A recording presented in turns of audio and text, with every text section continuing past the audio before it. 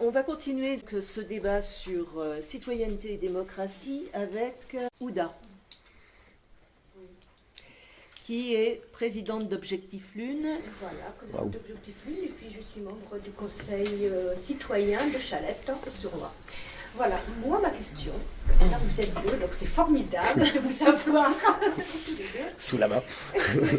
Alors je voudrais savoir où en est-on dans la prise en charge de notre région des personnes avec autisme?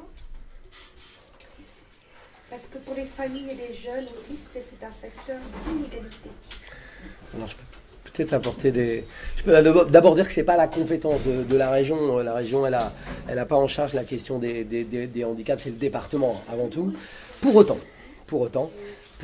on s'engage dans une politique volontariste sur les questions d'égalité. Les questions d'égalité, elles ont plein d'entrées. On en parlait ce matin en bureau exécutif. Il y a, je l'ai évoqué tout à l'heure, la question de l'égalité entre les femmes et les hommes. Et la route est longue sur le sujet. Il y a encore beaucoup de boulot, vous le savez, sur les questions de salaire, sur les rôles sociaux, etc., sur la mixité des métiers, etc. etc. Mais c'est aussi la question de la lutte contre les discriminations. Et vous savez qu'il y a dans la loi 22 critères de discrimination. Et là, il y a énormément de travail, et qu'elle fonctionne d'ailleurs, contrairement parfois à des idées reçues. Il n'y a pas les discriminants d'un côté et les discriminés de l'autre. On participe tous sans s'en rendre compte par moment à des discriminations. Je donne un exemple. Quand on va dire à un jeune, va pas là dans un centre d'apprentissage, c'est pas fait pour toi, c'est pas... On se rend pas compte, mais parfois, on participe d'un système qui produit de la discrimination. Et puis à l'intérieur de tout ça, il y a aussi la question du handicap. Et donc sur le handicap, la région, dans toutes ses politiques publiques, elle est concernée par la question du handicap. Elle est concernée dans les moyens de transport, l'accessibilité au transport. La question de l'autisme, il peut y avoir des questions liées au transport. Elle est concernée par les lycées, l'accueil dans les lycées, l'intégration des personnes en situation de handicap. Elle est concernée dans sa politique de culture, l'accès à la culture. Dans le sport, on a le CREPS de Bourges, par exemple, qui est la structure nationale sur les questions de sport et handicap. Donc là, ce qu'on est en train de faire, c'est un plan régional pour l'égalité, pour rendre lisible ce qu'on pourrait faire, même si ce n'est pas notre compétence. Vous voyez, on va même au-delà de nos responsabilités. Même si ce n'est pas notre compétence directe, c'est une question qui touche toutes les politiques publiques. La question du handicap, ce n'est pas une politique, c'est toutes les politiques qui doivent prendre en considération l'enjeu du handicap et de l'autisme à l'intérieur voilà. Après, il y a des sujets plus médicaux, et je ne m'aventurerai pas dessus. Non, mais il y a des positions, il y avait un débat récent sur France Inter, sur le traitement de l'autisme. On a fait quand même beaucoup de bêtises sur le sujet pendant longtemps, et voilà, mais c'est pas ma spécialité. Mais... qui est paru il n'y a pas longtemps, l'article du centre sur un jeune autiste au collège, qui a été violenté, ses parents l'ont retiré. Elle est où sa place au collège, elle est où sa place? J'ai une petite fille qui est en situation de handicap, donc le sujet, forcément, il me touche en plus un peu plus personnellement. À travers elle, parce qu'elle est très jeune, je découvre juste quelque chose qui est important, parce qu'il y a la place de l'enfant, mais aussi la place des parents. C'est quand même un circuit incroyable. C'est quand même un parcours du combattant. On raconte 50 fois son histoire. On a des administrations qui s'adressent parfois avec un manque d'humanisme. Et je sais que le CESER, donc le Conseil économique, social et environnemental, est en train de travailler sur justement la question du handicap et les parcours des jeunes dans leur scolarité, les difficultés auxquelles ils font, une espèce de profil des difficultés auxquelles ils sont confrontés. Donc je pense que leur rapport sera très intéressant et peut-être d'abord vous le transmettre. Et puis il sera source d'inspiration pour les politiques que nous devons conduire. Mais votre question, elle devrait être la même que les autres. La réponse finale. À la question, elle est où sa place? Le mouvement qu'on observe dans notre société, qu'on observe à l'école, c'est un mouvement, et heureusement, qui est un mouvement faisant du principe d'intégration véritablement le maître mot. Et vous savez bien combien la création des unités locales d'intégration, les accompagnants qui ont été mis en place dans les classes, etc. Alors, c'est jamais parfait, il en faudrait toujours plus, mais en 20 ans, les choses ont été complètement transformées dans notre pays. Nous étions dans des logiques de prise en charge qui excluaient, et on est passé globalement, chaque situation méritant une attention particulière, à une logique qui est une logique d'intégration. Et nous sommes, à l'échelle de notre région, par rapport au handicap, extrêmement mobilisés. Pour vous donner un chiffre de l'effort que nous faisons pour que nos lycées soient, par rapport au handicap physique, cette fois-ci complètement accueillants, nous allons investir 100 millions d'euros, 1 million d'euros en moyenne par lycée, 100 millions d'euros pour que nos 100 lycées soient des lycées en totalité accessibles aux enfants, aux jeunes porteurs de handicap.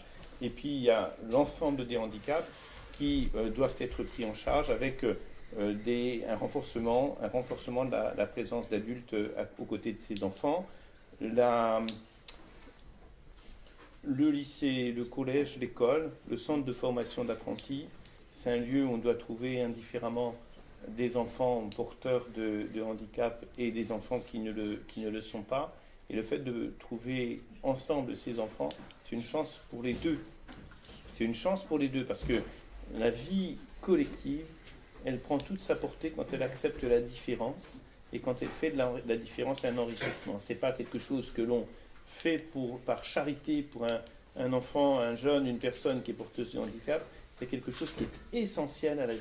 Faire que partout dans la vie, et c'est un long chemin, parce qu'il y a derrière cela des obstacles culturels, il y a des aspects matériels, il y a des aspects médicaux, faire véritablement de ce principe un principe moteur dans notre société, et nous y sommes engagés. Je vous donnais l'exemple de l'adaptation de nos lycées, nous y sommes vraiment engagés avec beaucoup de détermination. Oui, ça je sais bien que les lycées, les écoles, excuse-moi, ils sont obligés, c'est la loi qui les oblige pour que les écoles, les lycées et tous les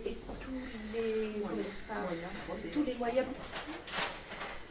C'est une question. L'accessibilité. L'accessibilité dans tous les publics, c'est C'est ça, obligatoire. voilà. Là, c'est une question d'argent. Quand c'est comme ça, vous êtes obligé de créer, vous êtes obligé, comme le lycée d'Urville, je sais qu'il y a un ascenseur, que des personnes avec l'accessibilité réduite peuvent y aller. D'accord? Ça, c'est une obligation, c'est la loi, c'est comme ça. C'est pas de votre bon vouloir, c'est la loi qui vous l'impose. Mais l'autre handicap dit invisible, par contre là, quand il s'agit d'humains, d'accord, c'est pas pareil, c'est pas pareil. Là, il n'y a plus personne. Je peux vous dire. Et le Loiret, croyez-moi, Non, c'est un vous ne désert. pouvez pas dire C'est ça, un madame. désert. Non, mais je vous dis Bah, des si, je choses. le dis parce Non, que non, je mais sais. moi, je connais bien l'éducation nationale. Je Vous sais ne bien, pouvez oui. pas Oui, dire. non, mais je sais bien. Mais vous ne pouvez pas dire qu'il n'y a plus personne. Parce qu'en 20 ans, Il y a pas assez. en 20 Il y a ans, pas assez. en 20 ans, on a observé un accroissement considérable du nombre d'enfants intégrés avec les adultes à leur côté.